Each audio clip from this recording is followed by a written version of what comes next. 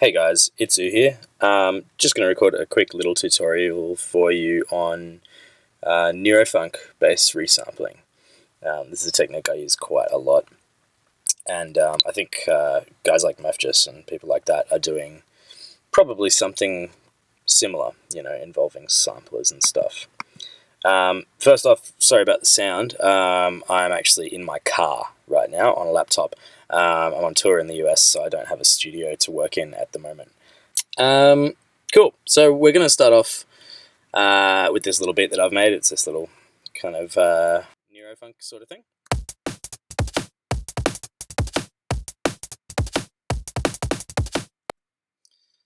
And this technique involves putting audio-based samples into a sampler and then manipulating them using the sampler. Now you can use pre-made bass samples if you're not kind of up to the point where you're synthesizing your own basses. Obviously, it's cool to be making your own stuff, but that's okay if you're not up to that point. We're going to be putting those samples into the sampler. Now, a lot of guys probably would just throw these audio files onto the arrange window on an audio channel. That's a totally valid way to do it. Nothing wrong with it at all. There's just a few things that you can do in sampler that would take a little bit more time or a little bit more effort, or would be a little bit more difficult to accomplish just using raw audio. So the first thing we're going to do is we're going to make a new MIDI channel, and we're going to load up a sampler. Now for this example, I'm going to use a bass that I made. I've got this folder full of nasty, dirty, resampled bass sounds like that that I've made over the last year or two. This one, I think I'm going to use that one for this example. Yeah, I'm going to use. No, I'm not. I'm going to use this one because it's a bit longer, so we've got more stuff to choose from. Cool. So there's a few little housekeeping things we need to take care of in sampler before we begin playing with our sound. The first thing to do is to set the root key. I know that this sample is in F, so we're going to set this root key down to F1, like that. I'll explain why we need to do that in a moment. Second thing to do is to turn snap on. And what snap will do is to ensure that the sample start and end points, these guys right here, snap will ensure that those are snapping to 0 point crossings. So that's this guy right here. If our snap is turned off, then we might accidentally place our start point here, which would mean that our sample is beginning to play in its positive phase when the wave is above 0. And that would mean that essentially the speaker that this sound will play out of will be forced from its neutral 0 point position to quite far out, in this case, in its positive phase, which will mean it's kind of forcing the speaker to do a fairly large movement in an infinitely small amount of time, which is how we end up with clicks and pops and kind of undesirable audio artifacts. And that's why if we were doing this in audio, we might choose to put fades on the front of things and end of things. In this case, though, snap will make sure that we're at a 0 crossing, and that's good because it saves us some work.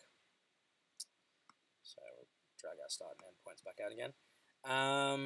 We may also want to use sustain mode, loop forward and backward, reversing loop if you like. Probably also use link. Link will make sure that when we move our start point, it'll move our loop point and our sample start point as well at the same time. So that's pretty much it. There is one more thing, and I don't fully understand why this is the case, but the filter in sampler is a little bit strange. Its default setting is a cutoff of 22 kilohertz in low pass mode with a resonance of 0.7. And in theory, those settings should mean that there is no change to the audio. There's nothing being audibly filtered, because we can only hear up to 20 kilohertz, and this is, has the cutoff set to 22. In theory, that's the case. However, let's have a listen. So you can probably hear there are some upper harmonics there that we're losing with this filter turned on.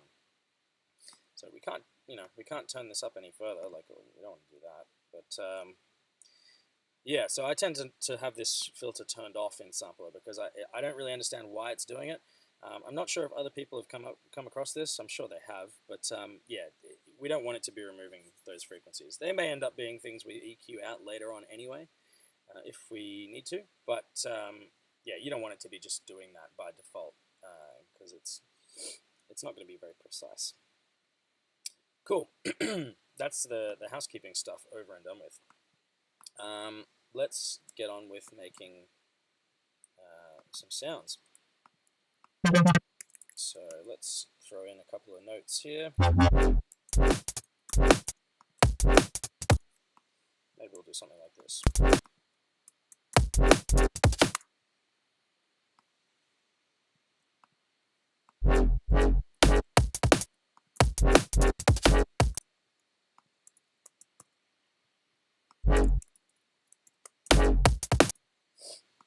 That could do for now. And those little stabs there, these two in particular that I'm talking about here, now they sound fine, but a lot of the time in neurofunk we want our basses to have an almost kick-like quality, kind of a really, really punchy attack and some sort of really squashed, distorted, nasty, almost enharmonic sort of tonal qualities. So what we're going to do is we're going to use the pitch envelope function on Sampler to have the very beginning of our sound play at a much faster rate and therefore a higher pitch. So we're going to turn the pitch envelope on. We're going to set this amount. I'm going to set it to plus 48. You can experiment with different amounts. Obviously, it will depend on the sound you're using and all that kind of thing. You'll get different results. The decay is how long it will take for the sound to go from 48 semitones above the original pitch that you've placed in your piano roll down to the original pitch. So I'm going to try 100 milliseconds as a starting point. I'll probably need it longer than that though. Let's solo this. 150, I think I'm probably going to need it quite long actually for this. Actually, that's sort of cool. That might do. Let's do 120. Cool.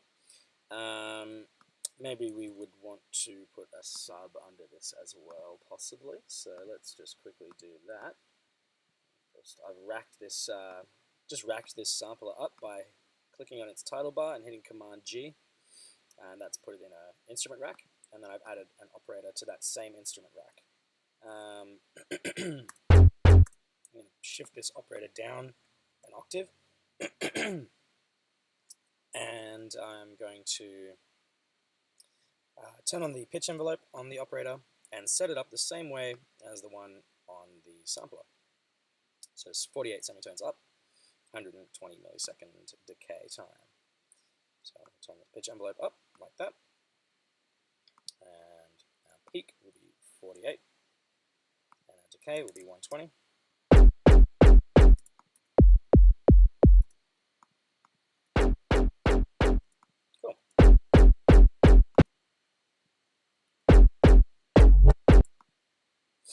Okay, that's pretty cool. So listen that in context.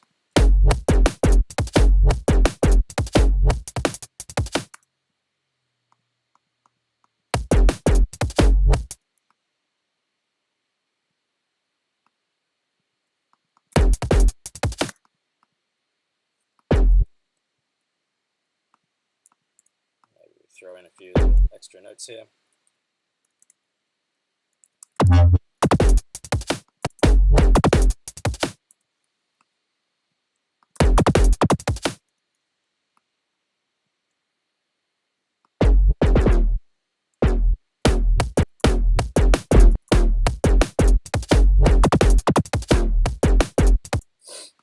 That's not brilliant, but you know, it works for this example.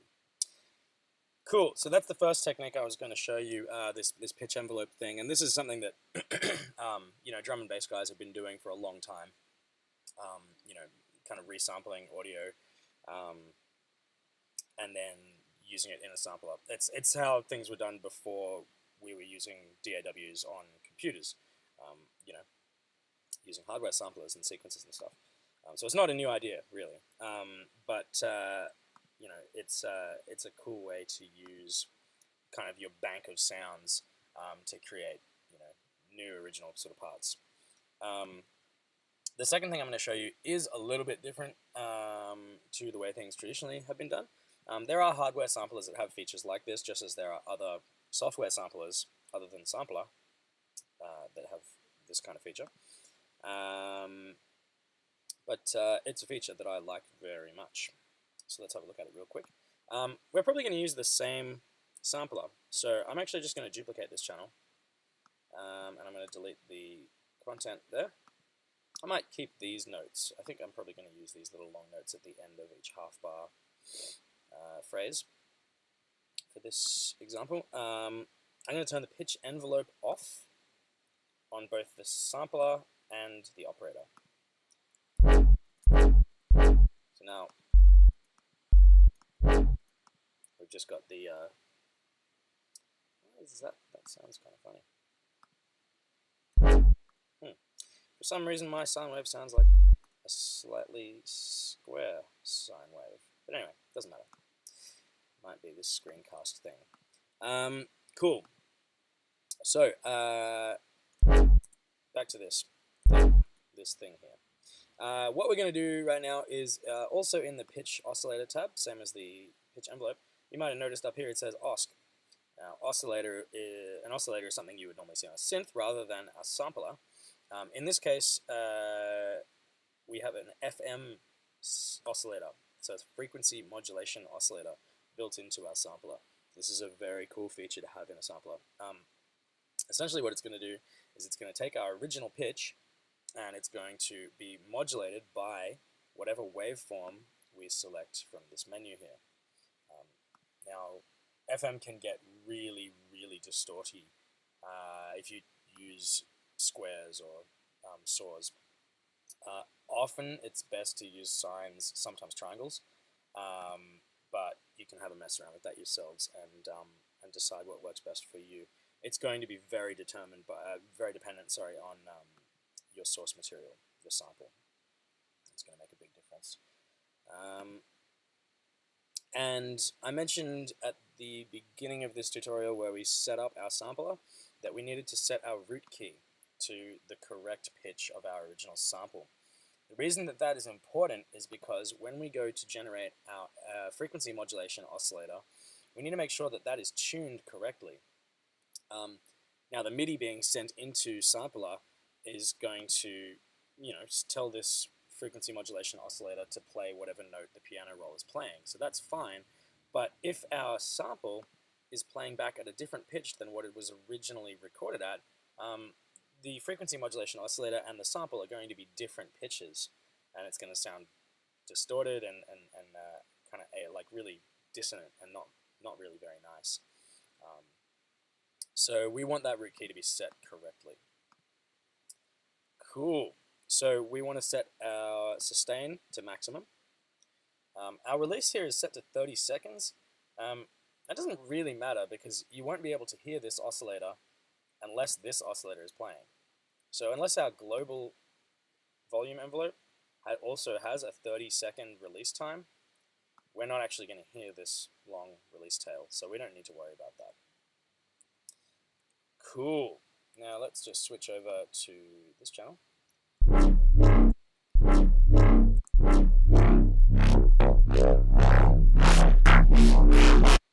And you can hear there, as I bring up the frequency modulation oscillator's volume, it's having a more and more drastic effect on the tone of our original sample. You can get kind of like bubbly, wet kind of tones using this technique.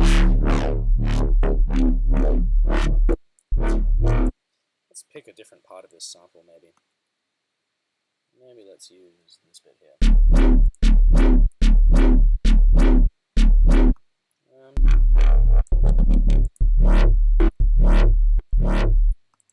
Maybe that guy there. That's kind of cool. Back over here, and let's have this on.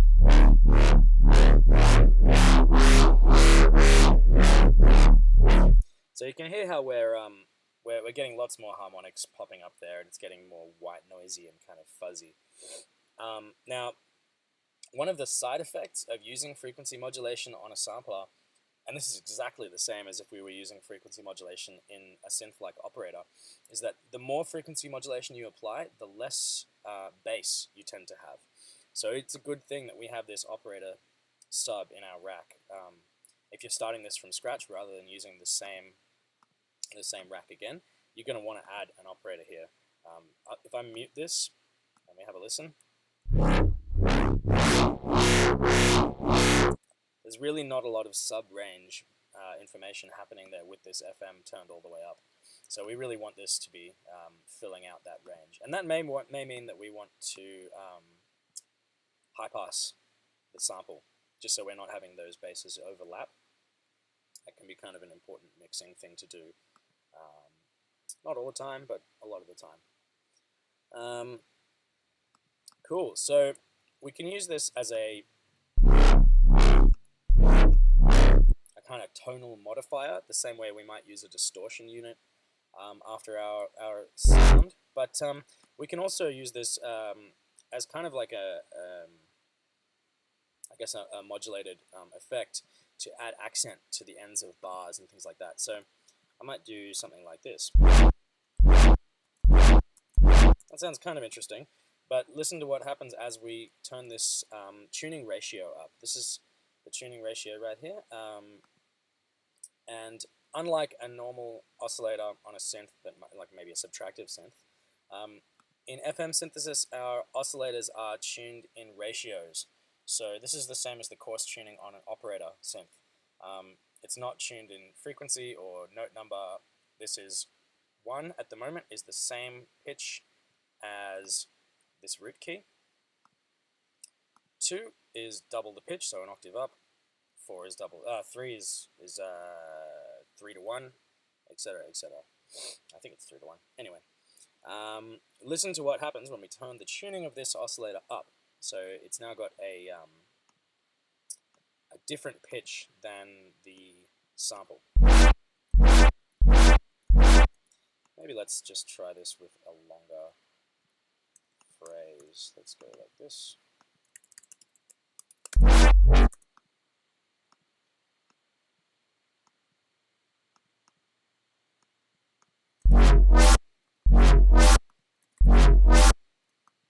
And let's try turning this up further.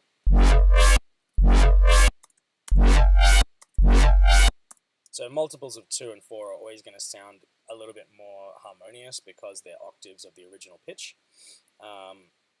That might not be necessarily what you want. You might want something really dissonant and nasty like this. Or this. But, you know, octaves are nice. We like to be harmonious sometimes, you know, sometimes we don't. Cool.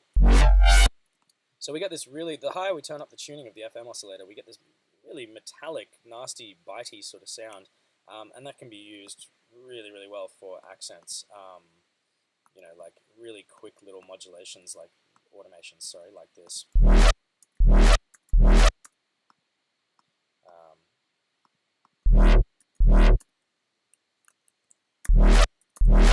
So it adds a little bite at the end of the sound there. And so this can be used really, really well. And obviously, the kind of effect that you're going to get out of it is somewhat dependent on the kind of sound you're putting into it.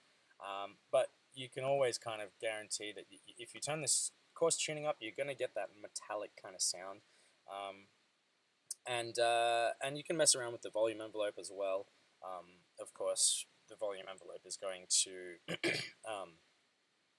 you know, interact with the way that you modulate, automate, sorry, this volume control. but that can be cool to do as well. Perhaps like for this sound over here, this one with the pitch envelope, maybe we want to do some frequency modulation with a similar kind of envelope, volume envelope to our pitch envelope. So we could do something like this maybe. I've just turned up our modulation oscillator maximum and our coarse tuning to 2, and I've set our decay time to 120, same as our pitch envelope there. Turn that off. So it just adds a little bit of frequency modulation at the very start of the sound,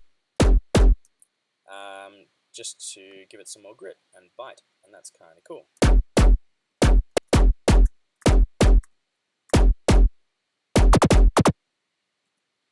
Cool, that's pretty nice sounding.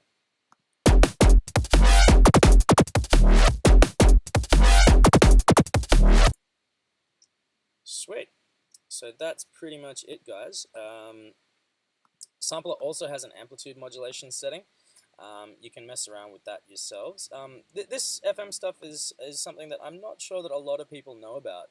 And it's a really cool thing to have built into your sampler, because you can use it to sharpen up drums if you're using your sampler to play back your drums. You can use it to add this distorted metallic sound to basses. You can use it to really great effect for creating bell sounds. If you had like a little sine wave blip in your sampler and you added a very short